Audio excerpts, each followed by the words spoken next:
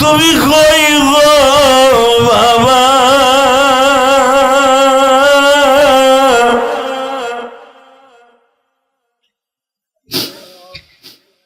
কত যুবক বাবার কোলে উঠে, আমি মুহাম্মদ উঠতে পারি না। এটা হলো নবীর 6 বছরের ডায়লগ ছিল বাবা।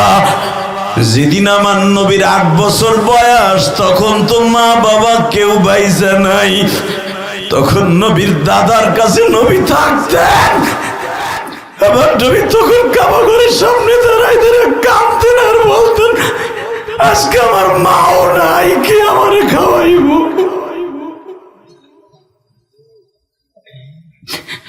আল্লাহ দেখো শরীয়তপুরের জমিনে কে আমার নবীর কথা শুনে কান্দে গো। এখানে অনেকে আছে মাও নাই, বাবাও নাই।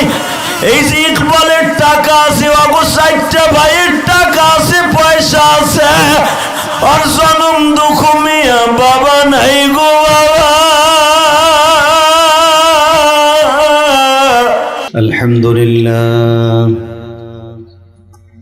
الحمد لله نحمده ونستعينه ونستغفره ونؤمن به ونتوكل عليه ونعوذ بالله من شرور أنفسنا ومن سيئات أعمالنا من يهده الله فلا مضل له ومن يضلله فلا هادي له الذي أرسل رسوله بالهدى ودين الحق ليظهره على الدين كله وكفى بالله شهيدا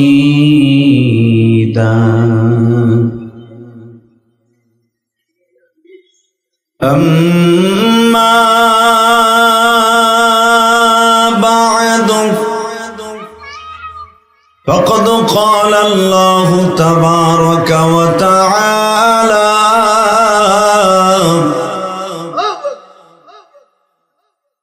فأعوذ بالله من الشيطان الرجيم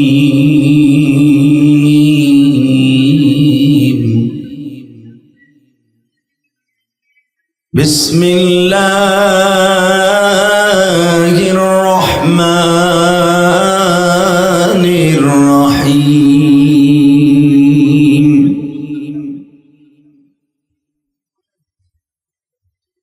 وإنك لعلى خلق عظيم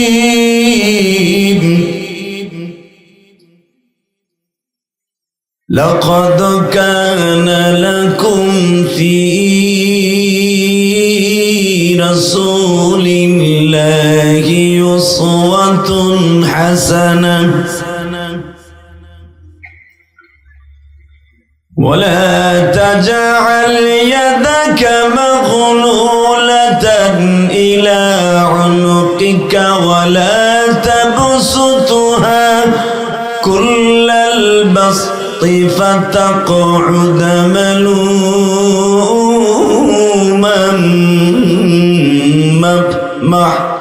محسورا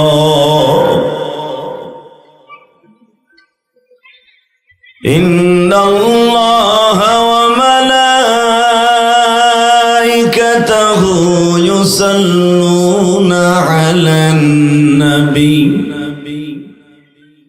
يا أيها الذين آمنوا صلوا عليه وسلموا تسليما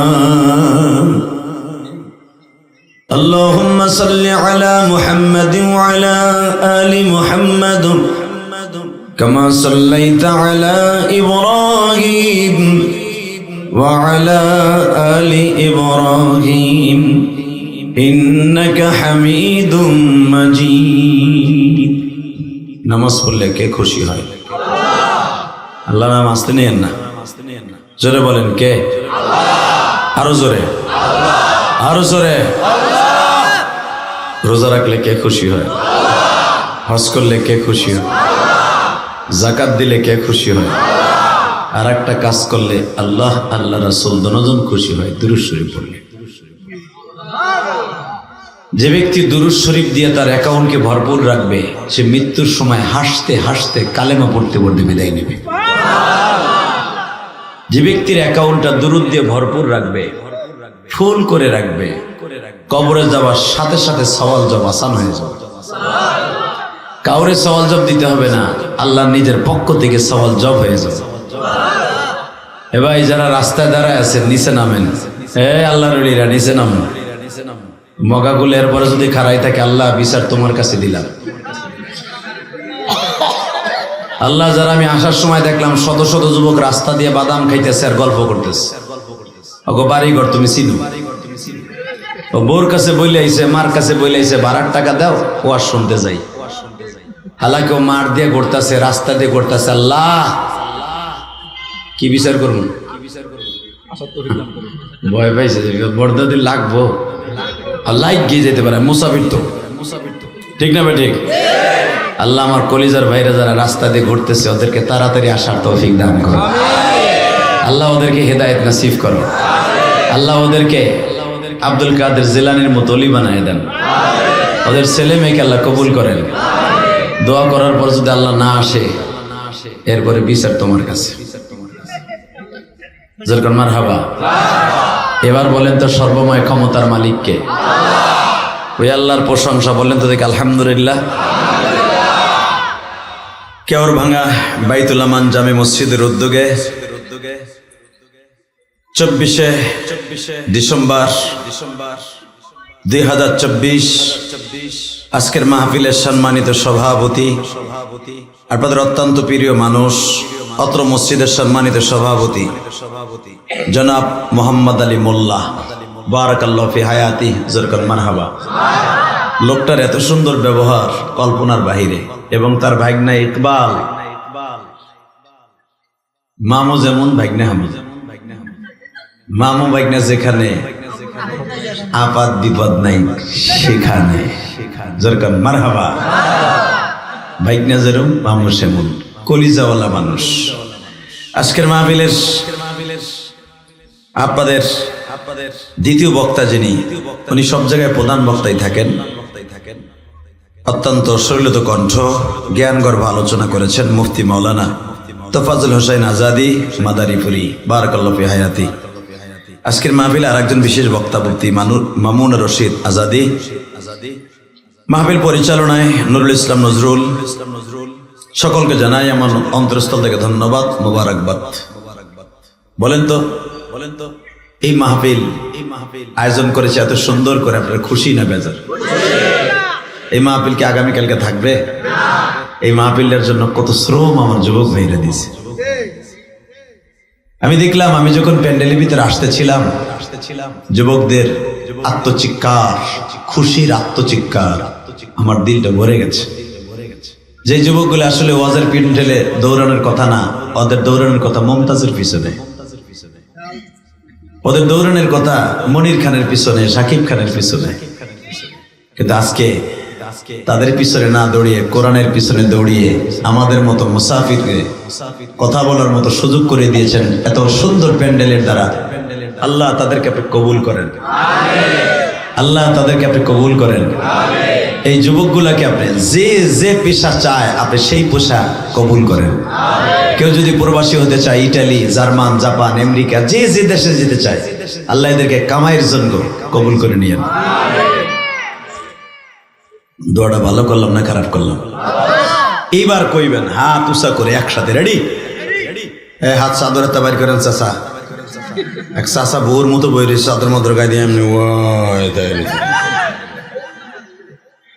আওয়াজ হবে। একসাথে হাত দুইটা উঠবে, একসাথে নামবে, একসাথে, রেডি? সমস্ত প্রশংসার মালিককে। নামান হাত, নামবেও খুব দ্রুত। এক চাষা নামাইতেছে লাগে জানি চাষি বাইরে ভেঙে লেগেছে হাত দুটো।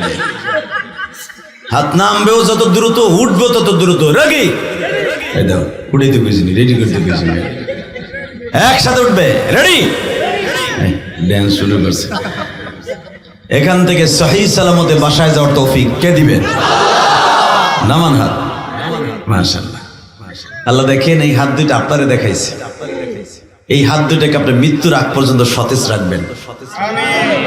যেরকম আমিন, আরো জোরে বাজান বলেন তো।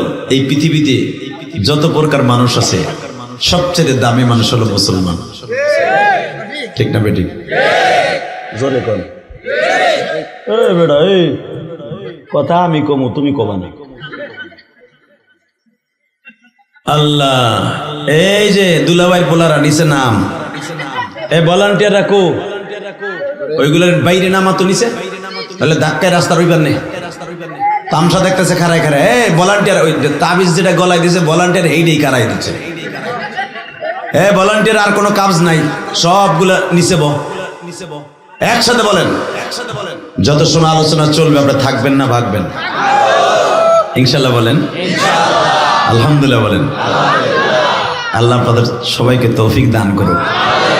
বলেন তো, পৃথিবীতে আমাদের সাথে দামি মানুষ, মুসলমানের সাথে দামি মানুষ আর কেউ আছে? আর যত মাখলুক আছে সবচেয়ে দামি মাখলুক হলো মানুষ।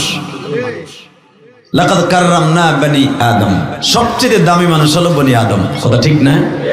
এই দামি মানুষের ভিতরে আবার আরেকটা দামি মানুষ আছে, তার হলো আমার বিশ্ব নবী।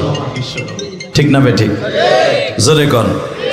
বাবাজান, আমার নবীর মতো সুন্দর মানুষ এই পৃথিবীতে আল্লাহ কাউকে বানায় নাই। ঠিক না? দেখেন আমার আল্লাহ কোরআনে কি বলে, শুধু দুইটা আয়াতের তাফসীর করে বিদায় নেব ইনশাআল্লাহ। ইনশাআল্লাহ বাজান, আমার নবীরে গাছে চিনছে, মাছে চিনছে, বনের হরিণী চিনছে, পাথরে চিনছে, পানির কুয়ায় চিনছে, আমরা চিনি নেই। ঠিক না বেটি? তা না হলে বিগত সরকারের আমলে আমার নবীরে কত কিছু কইয়া গালি দিছে। বঙ্গবন্ধুরে গালি দিলে, শেখ মুজিবুর রহমানরে গালি দিলে, শেখ হাসিনা বাড়িঘর সুদ্ধা জ্বালা হেলাইছে। আমরা তার বাপের ভাস্কর্যের বিরুদ্ধে কথা বলছি বিদায় আমাকে ধরে ধরে জেলখানা আয়না ঘরে ঢুকাইয়া গরম ডিম দিছে। কথা কর না কে? বঙ্গবন্ধুর বিরুদ্ধে কথা বললে আওয়ামী লীগ এলাকা অন্তরে ব্যথা লাগে, বিএনপির বিরুদ্ধে কথা বললে, জিয়াউর রহমানের বিরুদ্ধে কথা বললে বিএনপি এলাকা কলিজা আগুন লাগে, জামাতের মওদুদের বিরুদ্ধে কথা বললে জামাত এলাকা কলিজা আগুন লাগে, চরমনার পীর সাহেবের মুরিদরা চরমনা পীর সাহেবের গালি দিলে কষ্ট লাগে। আমার নবী কি এতই ছোট হয়ে গেছে? শোনেন আমার নবী কত বড়। ওয়া ইন্নাকা লাআলা খুলুকিন আযীম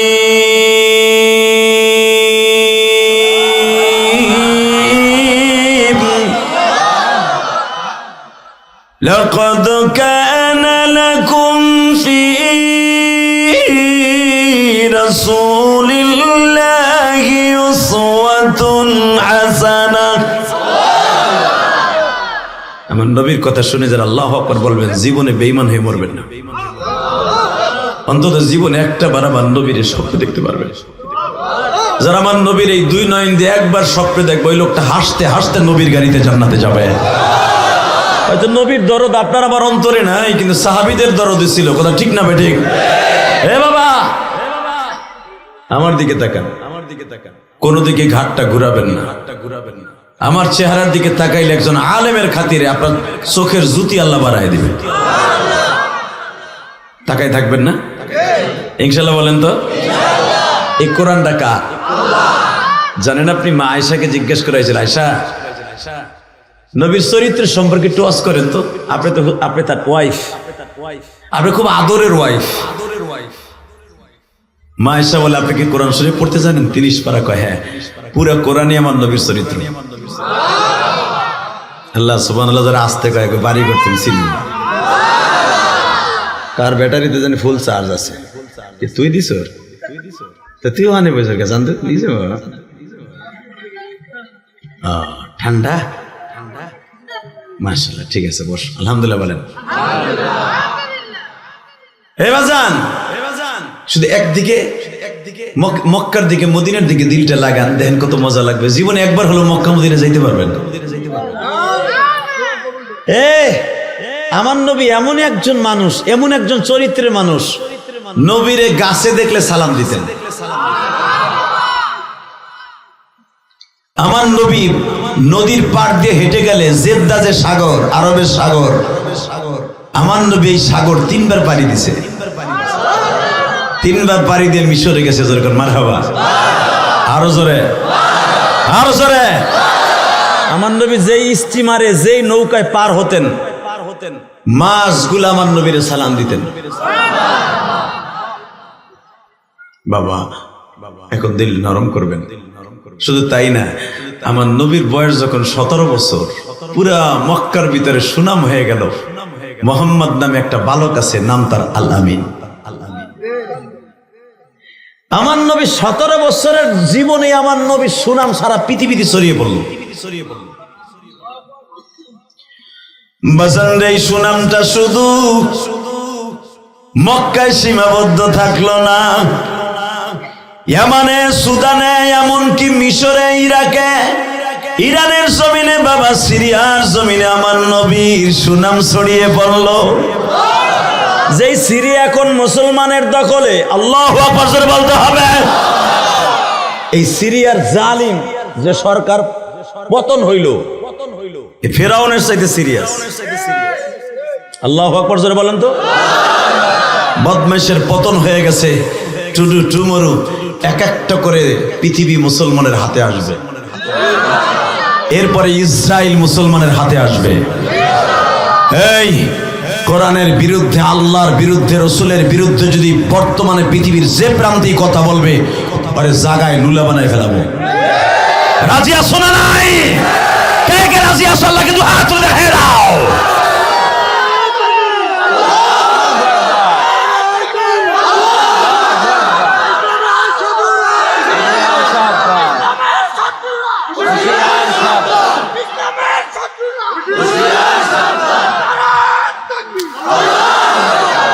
মাশাআল্লাহ, মাশাআল্লাহ। আল্লাহ তোমার কণ্ঠকে কবুল করুক। এই 2টা যুবককে হাউজে কাউসার দান করুক। নবীর সুন্নাত মোতাবেক চলে 5 ওয়াক্ত নামাজি বানাই দিক। রেডি থাকবা, রেডি থাকবা। কখন এই তাকবীর লেগে যায় জানি না। আকাডা মুদির দেশে কখন লেগে যায় কোয়া যায় না। সাইফুল ইসলাম আলিফ, এই ছেলেটাকে ইসকান নামে যে গজব, ইসকান এমন নির্মম ভাবে হত্যা করেছে। সাইফুল ইসলাম আলিফের অপরাধ ছিল একটাই, সে নিরহ মুসলমানের পক্ষে লড়ত। এই সাইফুল ইসলাম আলিফের কাজ ছিল যারা নতুন মুসলমান হইতো, নব মুসলমানের পক্ষে কেস লড়তো, চাইরে না পয়সা নিত না। এই ইসকনের এই জাউরাগুলা, এই বেজরমাগুলা দেখছে এরে বাঁচায় রাখলে আমাকে হিন্দু বাংলাদেশ সব মুসলমান হয়ে যাবে। এই জন্য কৌশলে তাকে এইভাবে হত্যা করেছে। সাইফুল ইসলাম আলিফের রক্ত বাংলার জমিনে ব্যথা দিতে যাবে না। চাকানের দিকে, সর্বময় ক্ষমতার মালিককে, ওই আল্লাহরে গলা ফাটে জোরে একটা আল্লাহ করে ডাক দেন তো। আরো জোরে, আরো জোরে। আল্লাহ তুমি তাকায় দেখো, তোমার কি সুন্দর ডাক দিছে, কত সুন্দর করে ডাক দিছে। পৃথিবীর কোন জাতি তোমার আল্লাহ বলে ডাকে না। ইহুদির বাচ্চারা গড করে ডাকে, খ্রিস্টানরা গড বলে, বৌদ্ধর বাচ্চারা কর্তা বলে, হিন্দুরা ভগবান বলে। এ মাইকের আওয়াজ কম, আবার বাড়াও, একভাবে থো। তুমি নিচে নামো, তুমি 2 হাত সেটে আর একটু টনবাস বাড়াও, মাস্টারটা হালকা বাড়াই দাও, টনবাসটা একটু বাড়াও। তোমার সেট ভালো, সব ভালো, নিচেরটা লাগাইছো 2 নাম্বার, 3টা মারহাবা বলেন, আরো জোরে বলেন, আর একটু হালকার পর জাপসা মারো। আপনাকে কই নেই, অরে কইছি। মাইক ঠিক তো সব ঠিক। হ্যাঁ, হাত সরাও। তুমি 2 হাত দূরে যাও। তাকবীর দিলে কমাই দিবা, মাও তেনতে ফিক্কা মারবো তোমার কপাল ধরে। কালকে ওই একটা বাজে মাইক আছিল, কালকে গলাটারে শেষ করছি। কালকে তোমার মাইক ভালো, প্রশংসা করতে জানালে এমন বদনাম করে থুয়ে যাবো, তোরে মালাই ব্যস্ত নিব না। মারহাবা বলেন, আরো জোরে, আল্লাহু আকবার জোরে বলতে হবে। হ্যাঁ ঠিক আছে। এই মুসলমানের সন্তান, পৃথিবীর সর্বময় ক্ষমতার মালিক আল্লাহ বলেছে, ওয়া ইন্নাকা লাআলা খুলুকিন আযীম। আমি স্রষ্টার সৃষ্টিজীবের মধ্যে সবচেয়ে দামি চরিত্রের অধিকারী আমার বিশ্ব নবী। কথা ঠিক না ঠিক? জোরে বলো। আমার ওই নবীর যদি কেউ বাংলার জমিনে সন্ত্রাসী বলে গালি দেয়, ওর জায়গায় পুঁতে ফেলবো। ওর বডি থাকবে এক জায়গায়, ওর কল্লা থাকবে আর এক জায়গায়। রাজি আছেন না? তাকান এদিকে। আমার নবী শুধু মানুষের নবী না, সারা দুনিয়ার নবী। আলহামদুলিল্লাহ বলেন। বাজান রে, 17 বছর বয়সে আমার নবীর প্রশংসা সারা পৃথিবীতে ছড়িয়ে বলল। হঠাৎ করে মা খাদিজার কাছে খবরটা পৌঁছে গেল। কেমন? আরে তোমার বংশের ভিতরে, কুরাইশ বংশের ভিতরে আব্দে মানাফের সিঁড়িতে একটা ছেলের আবির্ভাব হইছে, যারে দেখলে ক্ষুদে লাগে না। যদি কইতাম তোমারে দেখলে ক্ষুদে লাগে না, তুমি সুবহানাল্লাহ জোরে কইতা। আমার নবী এত সুন্দর চেহারার অধিকারী, আমার নবীরে একবার দেখলে জীবনে চেহারা কেউ বলতো না। আমার নবীর জীবনে কেউ একদিন যদি নেক নজরে দেখতো এই চেহারাটা, জীবনে কোনোদিন ওই চেহারার খবর কেউ বলতো না। এই জন্যই তো আমার নবীর যদি জীবনে কেউ স্বপ্নে দেখে, ওই লোকটা হাসতে হাসতে জান্নাতে যাবে। বাজানরে, এই খবরটা ছড়িয়ে গেল সারা পৃথিবীতে, চলে গেল মা খাদিজার কানে। খাদিজা তখন দুইটা স্বামীর ঘর করা হয়ে গেছে। বাবা নাই, বাবার ব্যবসা দেখতেছে।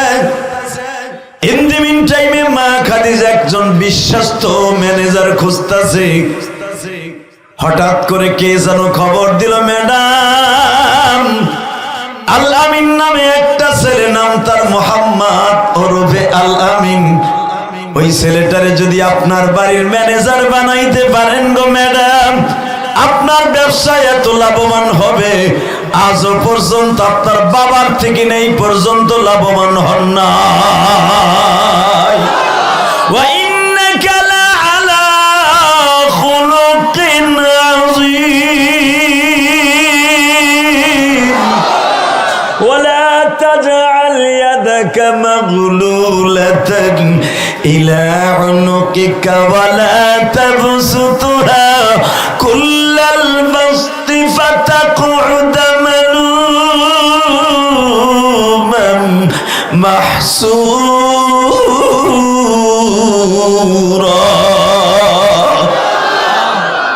আল্লাহ, তোমার নবীর কথা শুনে যারা এখন কানবে, একবার হলো নবীর স্বপ্নে দেখাবো। বাবা, ভারতের ভিতরে গত 3 মাস আগে আপনারা জানেন এক পুরোহিত, হিন্দু ব্রাহ্মণ পুরোহিত নাম, আমার নবীরে লুচ্চা কয়ে গালি দিছে। আমার নবীরে বলছে নবী মুহাম্মাদের চরিত্রে ভেজাল আছে। পুরোহিত অ্যারেস্ট হয়েছে। চাচা মুদি আকাড়াকে বলবো অতি তাড়াতাড়ি পুরোহিতকে আপনি ফাঁসির মঞ্চে ঝুলান। কথা বলেন না কেন? এই ভারতবর্ষ মুসলমানের হাতে ছিল। মাহমুদ গজনবী 17 বার ভারতবর্ষ বিজয় লাভ করেছে। এই মুসলমানের দেশ, সম্রাট আকবরের দেশ। মনে রাখতে হবে, শত শত বছর মুসলমান শাসন করেছে এই দেশ। এই দেশে আমার নবীরে গালি দিয়া কোন পুরোহিত আকাডা ওই দেশে ঠিক থাকতে পারবে না। ওর চাপাটি খুলে ফেলাবো। রাজি আছেন না নাই? রাজি আছেন না নাই? কে কে রাজি আছে? বলা আকবরের লাগে হাত উঁচু করে দেখাই দাও।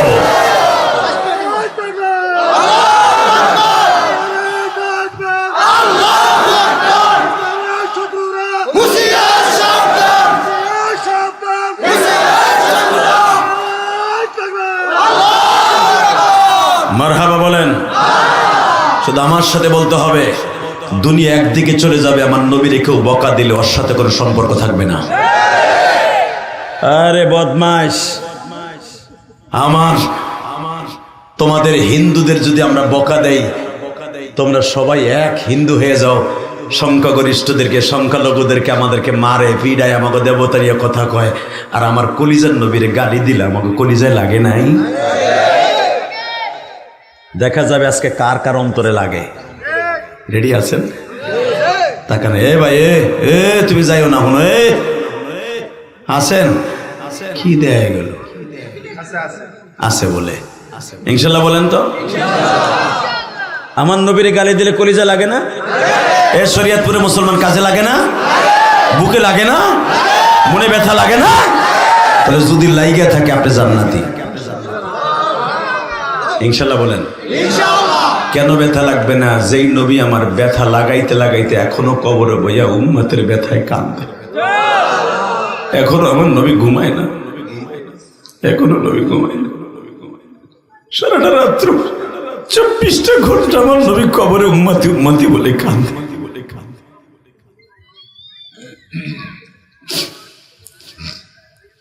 বেজেন্ডে মা খাদিজাকে বলা হইল, ম্যাডাম মক্কায় এমন একটা ছেলের আবির্ভাব হইছে, যদিও সে যুবক মানুষ, আপনার ব্যবসা দেখশন করলে লাভ দ্বিগুণ হবে। বরঞ্চ আপনার একটা মাল চুরি যাবে না, একটা টাকা এদিক সেদিক যাবে না, সব টাকা আপনার ব্যাংকে জমা হবে।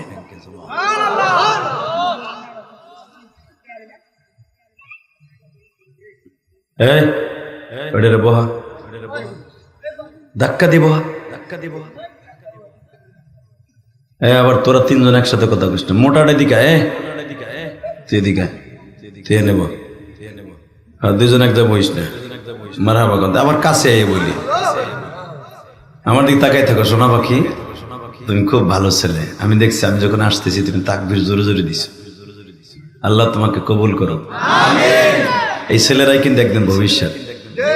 আমি ইলিয়াস রহমান জিহাদি এত বড় বড় পড়র পড়র কথা কই, তাফসির করি, কত কিছু আমার কোন ইলিয়াস রহমান জিহাদি সাহেবের আগমন কিসের সাতার জিহাদি। আমি যখন ওর মতো ছিলাম আমি লুঙ্গি পরি নাই ঠিক মতো। হেই মিয়া, আজকে ওয়াজ করি আপনারা হাসেন কান্দেন, আমি মাঝে মাঝে বালিশ মাথায় দিয়া ওই বাল্যকালের কথা ভাবি। ইলিয়াস রহমান জিহাদি গেলে এই যে ইকবালের মামা, হাই রে বাবা রে বাবা, খামো না যাইতে ধরে খাওয়ায়, কত পদের পিঠা, কত পদের আয়োজন। তখন আমি ভাবি, ইলিয়াস রে তুই কি ভুলে গেছিস গা? 100 গ্রাম কেরাসিন তেল কিনে পড়ার মতো তৌফিক তোর ছিল না। তুই গরিবের ঘরে জন্ম নিয়েছিস, অজপাড়া গায়ে গোপালগঞ্জে তোর বাড়ি। তুই ভুলে গেছিস ইলিয়াস? তোর মা মরার পরে তোর বন্ধুরা যখন তোর সামনে মায় পিঠা বানাই দিয়ে যেত মাদ্রাসায় টিফিন কারি বাড়িতে, ইলিয়াস ভুলে যাইস না? যেই বন্ধুগুলোর মা পিঠা বানাই দিয়া খাইতে দিয়া যেত, বাবা তুই খাইয়া নিস ক্লাসের পরে। আমি পিঠার লোভে ওই ছাত্র ভাইয়ের পাশে যে বইতাম, দেখে আমার একটা পিঠা দেয়নি। আমার ওই বন্ধুগুলা বলতো, ক্লাস ফ্রেন্ড গুলা বলতো, এবার খাওয়ার সময় কাছে আবি না, সর। হাসিস না দোস্ত, হাসলি কেন তুই? তোর মা আছে তুই বুঝবি না। এখন তুই কানবি একটু, এখন হাসছস না, এখন কানবি দেখবি। ওই টিফিন কারি বাটিতে যখন ওই বন্ধুর কাছে বসতাম, দেখে আমার একখান পিঠা দেয়নি। আমার কত বেটা খাওয়ার সময় কাছে বসবি না, সর। তখন আমি আস্তে করে আল্লামা শামসুল হক ফরিদপুরের কবরের কাছে যে বলতাম, আল্লাহ তুমি আমার মাকে কেন নিয়ে গেল? আমার মা থাকলে তো ওর মতো আমার মা আমার পিঠা বানাই খাওয়াইতো। আমার কলিজার যুবক ভাইরা রে, এই কথাগুলো আমার নয়, এই কথাগুলো আমার নবীরও ছিল।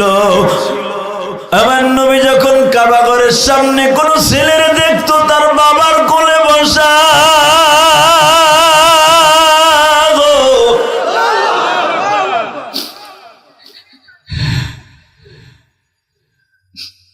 যখনই দেখতেন কোন বাবা তার ছেলের ঘাড়ে করে কাবা ঘর তওয়াফ করতেছে, এই যে ইকবাল আর মাত্র 6 মাসের বাচ্চা লইয়া 3 মাসের বাচ্চা লইয়া উমরা করে আসছে, বাবা ও আমারে বলে, হুজুর আমার ছেলেটারে আমি বুকের মধ্যে বাইন্দা নিয়ে তওয়াফ করছি, কোলে নিয়ে মক্কা মদিনা তওয়াফ করছি। বাজান রে, এইভাবে নবীর যুগে অনেক বাবায় ছেলেরে কোলে করে যখন তওয়াফ করত, আমার নবী সাবা পাহাড়ের পাশে দাঁড়ায়া কাঁদতে আর বলতো, আব্বা তুমি কই?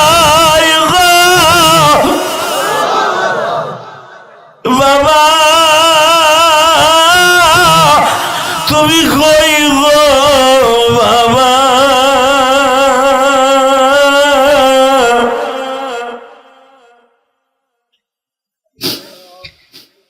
কত যুবক বাবার কোলে উঠে আমি মুহাম্মদ উঠতে পারি না। এটা হলো নবীর 6 বছরের ডায়লগ ছিল বাবা। যেদিন আমার নবীর 8 বছর বয়স, তখন তো মা বাবা কেউ বাইসা নাই। তখন নবীর দাদার কাছে নবী থাকতেন। আমার নবী তখন কাবা ঘরের সামনে দাঁড়ায় দাঁড়ায় কাঁদতেন আর বলতেন, আজকে আমার মাও নাই, কে আমারে খাওয়াইব?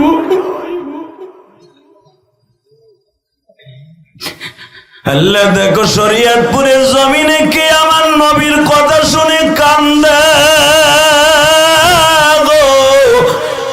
এখানে অনেকে আছে মাও নাই, বাবাও নাই। এই যে ইকবালের টাকা আছে, অগো 4টা ভাইয়ের টাকা আছে, পয়সা আছে, আর জনম দুঃখ মিয়া বাবা নাই গো বাবা।